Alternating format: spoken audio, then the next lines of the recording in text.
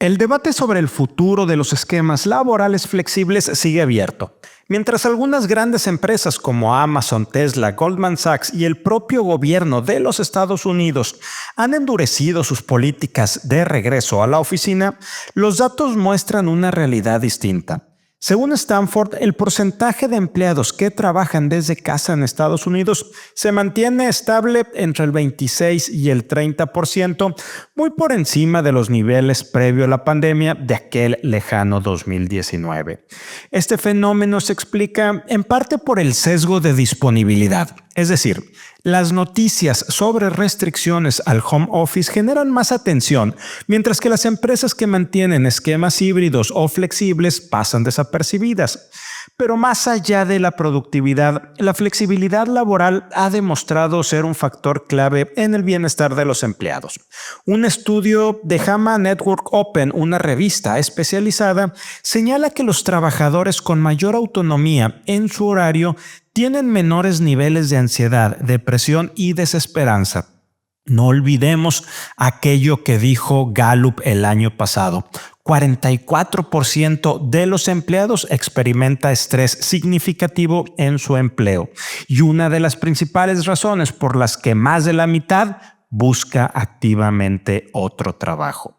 Además, la falta de control sobre el tiempo de trabajo no solo afecta la moral, sino que impacta negativamente la productividad, la creatividad y la retención del talento. Pero por otro lado, veamos este argumento de equidad laboral utilizado para justificar el regreso forzado a oficinas y que resulta, por decirlo menos, cuestionable. Y aunque la mayoría de los empleados en sectores manufactureros o de atención al cliente no pueden trabajar de manera remota, el 57% de ellos no expresa molestia porque otros sí lo hagan. En cambio, aquellos que podrían beneficiarse de modelos flexibles y no tienen opción, sí muestran un mayor resentimiento. ¿Qué podemos ofrecer para aquellos trabajadores que tienen que estar en la línea de producción y que, como vimos hace unos momentos, la equidad no significa para ellos tener que trabajar de manera remota? Hay otros beneficios que para ellos resultan muy interesantes, como control sobre sus horarios, cierta flexibilidad en la selección de días de descanso y otros temas que se pueden ofrecer de manera presencial. Finalmente, para todos aquellos que enarbolan la bandera de que hay que terminar con la cuestión del trabajo flexible por temas de equidad, la verdad es que si la equidad es realmente una preocupación para las empresas, deberían comenzar por reducir la brecha salarial entre directivos y empleados. Resulta irónico que Brian Niccol, el CEO de Starbucks, haya recibido una compensación de $96 millones en 4 meses. Esto representa 6,666 veces el salario de un barista promedio. En este contexto, la flexibilidad laboral no es el problema, sino una herramienta estratégica que beneficia tanto a empleados como a empresas.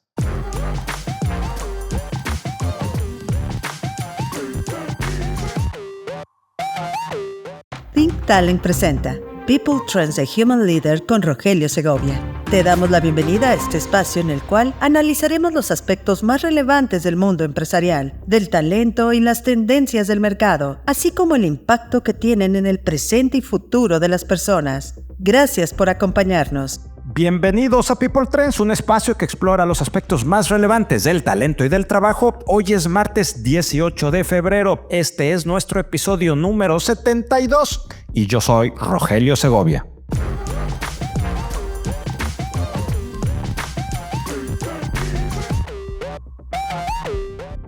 Situación de negocios actual. El pasado martes 11 de febrero de este año, Carlos Slim Helú ofreció su tradicional conferencia de prensa en la Ciudad de México, donde habló de todo un poco, en especial de asuntos económicos de nuestro país. En dicha conversación, que por cierto suma más de 1.7 millones de reproducciones en YouTube, el empresario criticó las políticas arancelarias de los Estados Unidos, señalando que las tarifas no resuelven problemas y que en lugar de fortalecer la economía, generan inflación y afectan las tasas de interés. En su intervención, el empresario destacó la importancia de impulsar la inversión y el crecimiento económico mediante infraestructura y desarrollo tecnológico en lugar de medidas proteccionistas. Slim también aseguró que la economía mexicana se encuentra en un buen momento a pesar de las presiones que el gobierno de Donald Trump ha puesto en la administración de la presidenta Claudia Sheinbaum. Y nuevamente ha insistido, como lo ha hecho en otros momentos, por cierto, en que México no necesita una reforma fiscal para atender los problemas de la deuda. Las reformas fiscales, dice Slim, no son buenas. Además, Slim respaldó el Plan México de la presidenta Claudia Sheinbaum, resaltando su potencial para atraer inversiones, generar empleos bien remunerados y reducir la pobreza. Subrayó que la clave para mejorar la competitividad del país radica en la educación y la capacitación de la fuerza laboral, enfatizando la necesidad de preparar a los trabajadores mexicanos para la transformación digital y la automatización en diversas industrias.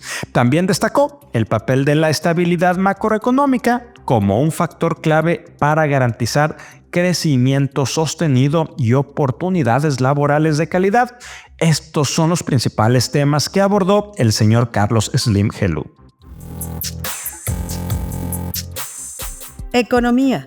Ya ven que Donald Trump había señalado que iba a imponer aranceles a los productos canadienses y mexicanos principalmente, y luego, hubo una suspensión por un mes, pero la semana pasada nuevamente regresó al tema a cerrar el aserrín, y el presidente Donald Trump ha anunciado la imposición de un arancel del 25% sobre todas las importaciones de acero y aluminio que ingresen a Estados Unidos, incluyendo desde luego los socios comerciales México y Canadá. Esta medida, según Trump, busca fortalecer la producción nacional estadounidense y podría afectar significativamente a las exportaciones mexicanas de estos metales.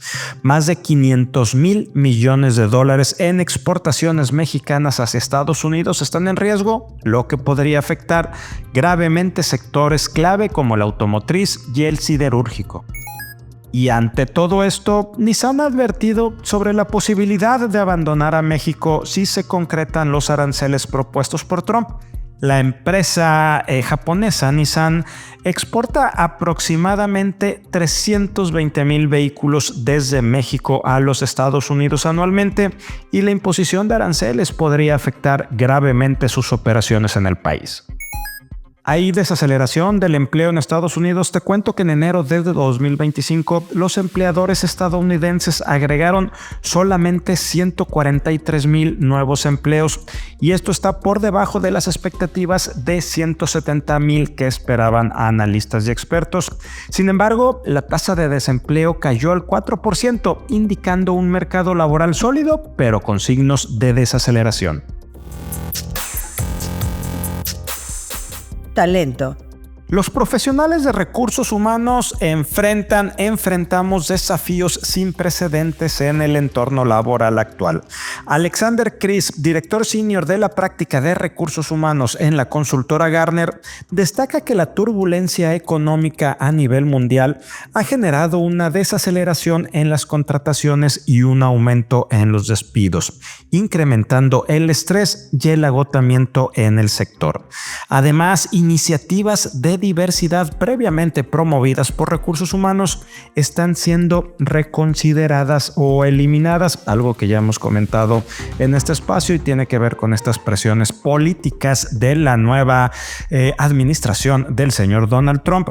Y a recursos humanos también, sigue diciendo Alexander Kris de Gartner, se les asigna la tarea de implementar mandatos de retorno a la oficina, gestionando empleados descontentos que han reorganizado sus vidas en torno al trabajo remoto.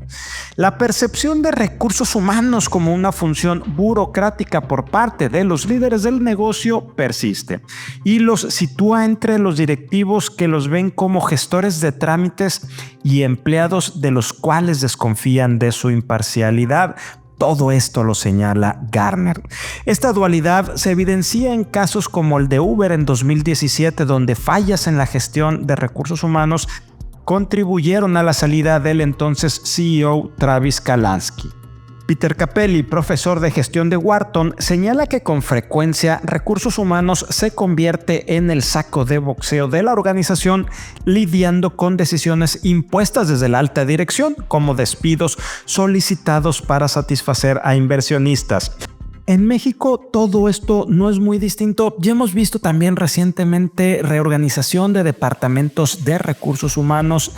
También la contratación de directivos ejecutivos en recursos humanos se ha desacelerado y hay temas donde incluso al líder de recursos humanos deja de depender del director general y pasa a depender de la dirección de administración, algo que también hemos criticado mucho en este espacio, o las áreas de recursos humanos se han estado disminuyendo, se están haciendo más esbeltas y muchos procesos están siendo sustituidos por inteligencia artificial o por sistemas o procesos automatizados. La pandemia amplió el rol de recursos humanos, obligándolo a gestionar aspectos como el bienestar financiero y emocional de los empleados. Sin embargo, estudios recientes indican que muchas iniciativas, como lo fueron los programas de mindfulness, no han tenido el impacto esperado. Déjame te platico también que William Fleming, investigador en la Universidad de Oxford, sugiere que mejorar la calidad del trabajo y la autonomía de los empleados podría ser más efectivo para el bienestar laboral y recursos humanos debería de estarse enfocando ahí. En resumen, recursos humanos se encuentra en una posición crítica. Debe equilibrar las demandas de la alta dirección y las necesidades de los empleados en un contexto de cambios económicos y sociales constantes.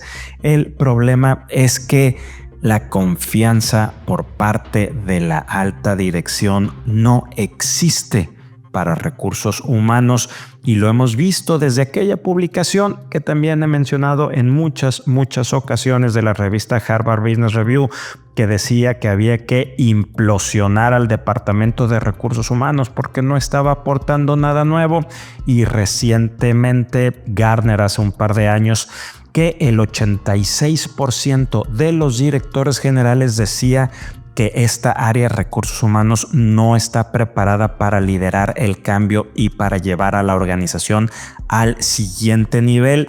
No son momentos fáciles para recursos humanos, definitivamente. Y la siguiente semana, o en mi artículo del Financiero de la siguiente semana, trataré de ir armando una idea, sobre todo con varios cambios que he visto que han sufrido áreas de recursos humanos en diferentes organizaciones y no ha sido para mejorar, ni mucho menos para fortalecer la visión estratégica que debería de tener esta área. Es un tema crítico, es un tema que debemos de seguir revisando puntualmente y aquí lo estaremos haciendo. Cultura. La semana pasada en mi columna para el periódico El Financiero hablé sobre la serie Severance, este programa de Apple TV que explora un concepto inquietante: separar por completo la memoria de los empleados entre su vida laboral y personal. Este modelo extremo plantea preguntas sobre la alienación laboral y el control corporativo.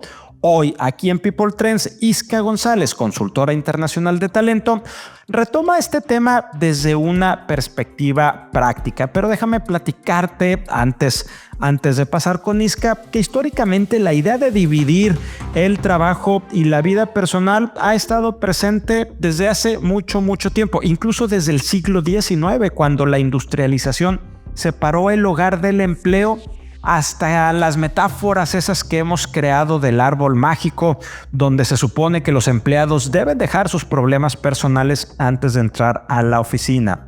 Sin embargo, el mundo ha cambiado, afortunadamente, Y ejemplos como el video viral de Robert Kelly en una entrevista con la BBC, donde sus hijos entraron por detrás y luego llega la esposa y trata de sacar a los hijos. Uno de ellos que está en andador fue, la verdad es que muy divertido en aquel entonces, pero también fue cambiando mucho la percepción de lo que entendemos hoy en día. Y hoy, más que buscar una desconexión total, el desafío es lograr un equilibrio realista. Cuidar la salud física y emocional, definir prioridades y abrir conversaciones honestas con los equipos es clave. No se trata de odiar el trabajo ni de rendirse ante la hiperproductividad, sino de encontrar un balance sostenible. Y por cierto, en mi artículo del Financiero menciono que había tomado la decisión de ya no ver la serie. Vi nada más un capítulo y medio al principio y la verdad es que se me hizo muy triste por lo crudo de lo que maneja, que es una realidad, y decidí no dejarla, no seguirla viendo. Hasta que después, y ahí mismo lo platico en el artículo, platiqué con una persona y me dijo: debes de seguirla viendo, debes de darte la oportunidad de seguirla viendo. Bueno, y esa persona que me dijo que tenía que hacerlo y que la verdad no me arrepiento de hacerlo. Voy ahorita como a la mitad de la primera temporada y creo que le he encontrado temas muy, muy interesantes. Fue precisamente Isca González quien nos habla hoy acerca de esta serie Severance y el impacto en el trabajo. Imagina que al entrar a la oficina, tu memoria personal se borra y solo recuerdas lo relacionado con el trabajo. Y al salir ocurre lo contrario. Olvidas todo lo laboral y solo existes como tu yo fuera del trabajo. Esa es la premisa de la serie Severance de Apple TV, que lleva al extremo la idea del equilibrio entre vida laboral y personal. Más allá de la ciencia ficción, la serie plantea preguntas inquietantes sobre la cultura corporativa, la deshumanización en el trabajo y hasta qué punto estamos dispuestos a sacrificar nuestra identidad en nombre de la productividad. ¿Qué pasa cuando el trabajo deja de ser solo un empleo y se convierte en toda tu existencia? Si trabajas en el mundo corporativo, Severance te hará reflexionar sobre el control, la ética y la verdadera separación entre el trabajo y la vida personal. Para mí ha sido una serie increíble. Por cierto que esta segunda temporada me ha hecho pensar mucho en qué sucede cuando trabajas, por ejemplo, en áreas como recursos humanos, atracción de talento, en empresas transnacionales, monstruos gigantes que tienen toda esta organización, procesos establecidos, pero que al llevarlos a la realidad, sobre todo al tropicalizarlos en alguna localidad, es complejo, porque cada una de las oficinas, de las unidades de negocio, es como un ente vivo por la gente que está ahí. Se trata de entender cómo esas políticas y esos procedimientos tendrían que ayudar a la gente. O sea, llevarlas a la práctica es lo complicado. Que no se nos escape. Siguen los despidos en el sector tecnológico. Mark Zuckerberg ha anunciado que Meta despedirá al 5% de su plantilla global, lo que equivale a 3,600 empleados antes de que termine este mes de febrero. Esta medida se toma en preparación, dicen ellos, para un año intenso y busca optimizar el rendimiento en un entorno empresarial competitivo. Quizás si hubiera algo que criticar, a final de cuentas se trata de una decisión de negocio y están buscando maximizar el rendimiento de la empresa para los accionistas. Está bien, para eso son las organizaciones. El problema, y eso no está bien, es la manera en la que se está haciendo. Se están mandando cartas de manera indiscriminada y que aparentemente no coincide con la realidad, donde se señala que estos despidos de los empleados, la carta que se le manda a los empleados o correo electrónico o carta digital para anunciarles la terminación de su contrato, se menciona que es por bajo desempeño y al parecer esto no es así. Pero bueno, me llevo la tarea de seguir ahondando en este tema y platicarlo para la siguiente semana, el siguiente martes aquí en People Trends. Escuchemos la opinión semanal de Yeshua Gómez, Associate Partner de EY. Esta semana analizamos una reforma que ha generado bastante polémica: la modificación a la ley del Infonavit, aprobada recientemente por el Congreso en México. Esta iniciativa busca cumplir con la promesa del gobierno de Claudia Sheinbaum de construir 1 millón de viviendas de interés social durante su mandato.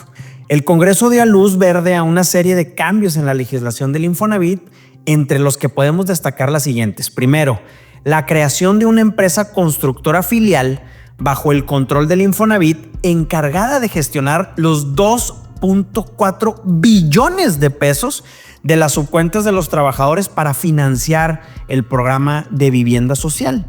2. Este objetivo de construir 500,000 viviendas a través del Infonavit y otras 500,000 mediante la Comisión Nacional de Vivienda, beneficiando también a personas que no son derechohabientes con recursos de la Financiera del Bienestar. Y por último, la implementación de un esquema de arrendamiento social donde los trabajadores podrán rentar viviendas del Infonavit con un costo que no exceda el 30% de su salario neto, ofreciendo una alternativa viable para aquellos que no puedan comprar de inmediato. Pero bueno, pues hay varias críticas al respecto, ¿no? Esta reforma generó, insistimos, varias críticas por parte de la oposición, quienes han señalado sobre los posibles conflictos de interés y sobreprecios en materiales debido a la creación de la filial constructora, así como la concentración de poder en el gobierno federal, lo que podría disminuir la transparencia y gobernanza del Infonavit. También existen preocupación sobre el uso de los ahorros de los trabajadores. Se cuestiona la utilización de los fondos de las subcuentas, estos 2.4 billones de pesos, para financiar estos proyectos, los que algunos han señalado esto como una expropiación. Por otro lado, el oficialismo defiende la reforma como un paso necesario para garantizar el acceso a una vivienda digna para los trabajadores, especialmente para aquellos con ingresos más bajos. Destaca que la reforma permitirá al Infonavit no solo otorgar créditos, sino también adquirir terrenos, construir viviendas y arrendarlas a los trabajadores, ampliando así las opciones de acceso a la vivienda. Pues bueno, esta reforma transforma significativamente el papel del Infonavit en México, pasando de ser solamente un fondo de financiamiento a convertirse en un desarrollador activo de vivienda. Si bien la intención es noble, orientada a reducir la pobreza y la desigualdad mediante el acceso a viviendas dignas, es crucial, básico, garantizar mecanismos de transparencia y buena administración de los recursos para evitar posibles riesgos financieros y asegurar que los ahorros de los trabajadores estén protegidos. ¿Ustedes qué opinan de esta reforma? A mí, la neta, es que me huele a trapo quemado. Nos escuchamos la siguiente semana. Y con esto hemos llegado al fin de nuestro episodio de esta semana. Gracias por acompañarnos en el episodio número 72 de este martes 18 de febrero de 2025 de People Trends. En poco menos de 30 minutos ya estamos informados de los temas más relevantes del talento y del trabajo y su impacto en el presente y futuro de las personas. Si quieres ponerte en contacto conmigo, ya sabes, LinkedIn, Rogelio Segovia, o en X, antes Twitter, en @rogesegovia, o directamente en mi correo electrónico rogelio@humanleader.mx. Yo soy Rogelio Segovia y nos escuchamos la siguiente semana.